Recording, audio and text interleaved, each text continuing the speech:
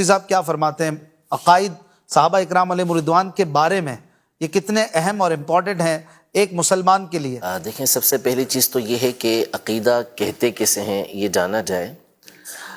عقیدہ، اس کے بارے میں امام اہل سنت رحمۃ اللہ تعالیٰ علیہ ارشاد فرماتے ہیں کہ عقیدہ وہ چیز ہے کہ جس کی وجہ سے بندہ سنی مسلمان رہتا ہے۔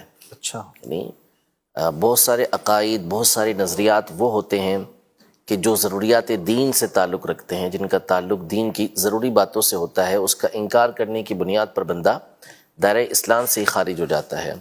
اور بہت سارے نظریات وہ ہوتے ہیں، عقائد وہ ہوتے ہیں کہ جن کی بنیاد پر بندہ دائرہ اسلام سے خارج تو نہیں ہوتا، لیکن وہ صحیح العقیدہ نہیں رہتا، اس کا عقیدہ یہ خراب قرار پاتا ہے، وہ بد مذہب قرار پاتا ہے۔ اچھا، تو صحابہ کرام علیہم رضوان کے حوالے سے دونوں طرح کے عقائد اور نظریات یہ موجود ہیں کہ صحابہ کرام علیہم رضوان کی علل اطلاق تکفیر کر دینا کہ سارے کے سارے نعوذ باللہ کافر تھے، تو ظاہر ہے کہ یہ کفر کی طرف بندے کو لے جانے والا ہے۔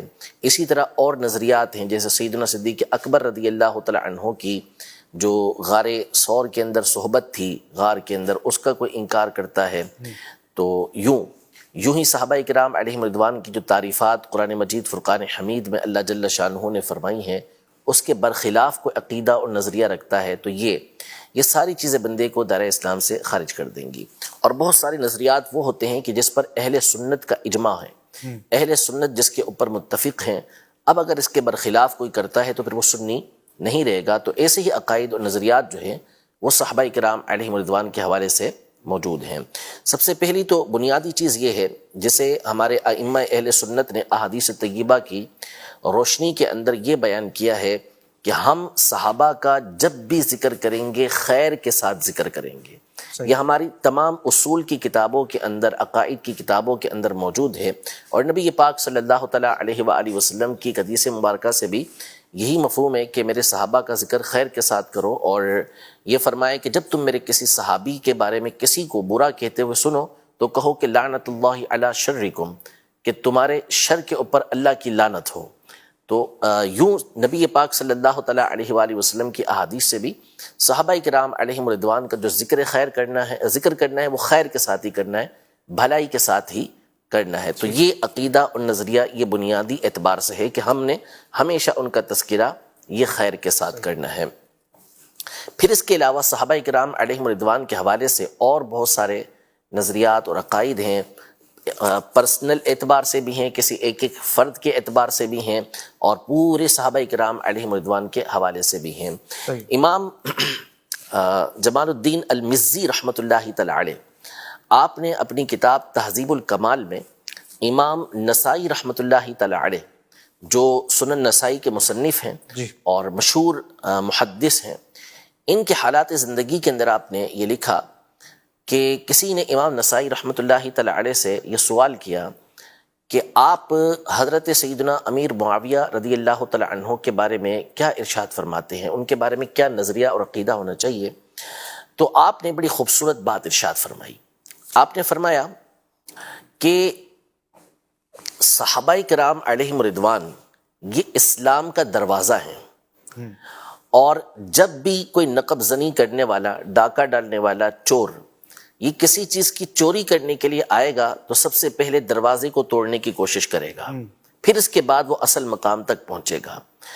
یعنی آپ یہ ارشاد فرما رہے ہیں، آپ نے وہ بنیادی بات ارشاد فرمائی کہ اگر اس کو پیش نظر رکھا جائے تو اس سے ہمیں دین کی بنیاد پتہ چلتی ہے۔ یعنی ہمارے سامنے قرآن مجید فرقان حمید موجود ہے جو تواتر کے ساتھ ہم تک پہنچا۔ نبی پاک صلی اللہ تعالیٰ علیہ وآلہ وسلم پر جبریل امین اللہ کا یہ پیغام لاتے رہے، نبی پاک صلی اللہ علیہ وسلم نے یہ صحابہ تک پہنچایا۔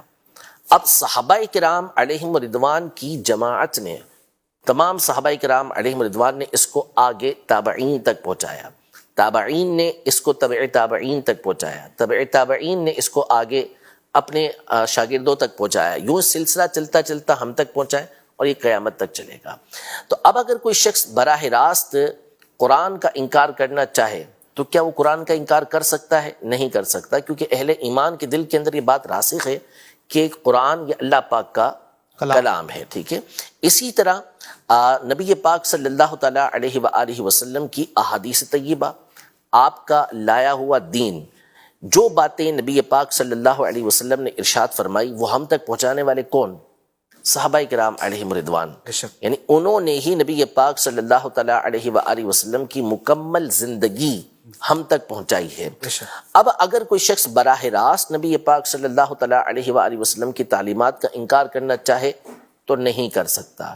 یہ لوگ واضح طور پر اسے کہیں گے کہ یہ زندیق ہے، ٹھیک ہے، یہ بددین ہے، اس کا کوئی دین نہیں ہے اور یہ اہل ایمان میں سے نہیں ہے، یہ واضح طور پر کہیں گے. تو اب ان چیزوں کا براہ راست انکار نہیں کیا جا سکتا. تو اس کا ایک راستہ یہ نکالا گیا کہ آپ صحابہ کرام علیہم رضوان کے اوپر طعن و تشنیع شروع کر دیں، آپ حملہ کرنا شروع کر دیں. جب آپ صحابہ کرام علیہم رضوان کو مطعون ٹھہرائیں گے، ان کو آپ اس درجے کا ٹھہرائیں گے کہ ان کو برا بھلا کہا جا سکے، نعوذ باللہ، ان کی باتوں کے اندر شک و شبہ پیدا کیا جا سکے، تو اب وہی صحابہ ہیں کہ جن کے بارے میں آپ نعوذ باللہ بری بات کہہ رہے ہیں، انہوں نے ہی ہم تک قرآن پہنچایا ہے. تو اب شبہ ڈال دیا جائے گا کہ اس قرآن کے اندر ہی شک ہو جائے، نعوذ باللہ. نبی پاک صلی اللہ تعالیٰ علیہ وسلم کی تعلیمات کو براہ راست انکار نہیں کر سکتے تھے، لیکن یوں کہا جائے کہ یہ پہنچانے والے صحابہ ہیں اور نعوذ باللہ صحابہ کے بارے میں برا عقیدہ، نظریہ. تو نتیجہ کیا نکلا کہ نبی پاک صلی اللہ علیہ وسلم کی تعلیمات ہی گویا نعوذ باللہ ہم تک صحیح طریقے سے نہیں پہنچی. تو یہ امام نسائی نے مثال دے کے سمجھائی کہ جو صحابہ پر طعن کرنا چاہے گا تو گویا کہ وہ نبی پاک صلی اللہ تعالیٰ علیہ وسلم کی تعلیمات پر، وہ قرآن کے اوپر حملہ کرنا چاہتا ہے. کہ چور جب بھی آئے گا وہ دروازے کے اوپر ہی حملہ کرے گا، پہلے اس کو توڑے گا، پھر گھر کے اندر داخل ہوگا. پھر آپ نے فرمایا کہ حضرت امیر معاویہ رضی اللہ تعالیٰ عنہ بھی صحابہ میں سے ایک صحابی ہیں. اب جب ان کے بارے میں کوئی بات کرے گا تو اس کا مطلب ہے کہ وہ دیگر صحابہ کرام علیہم رضوان کی طرف جانا چاہ رہا ہے.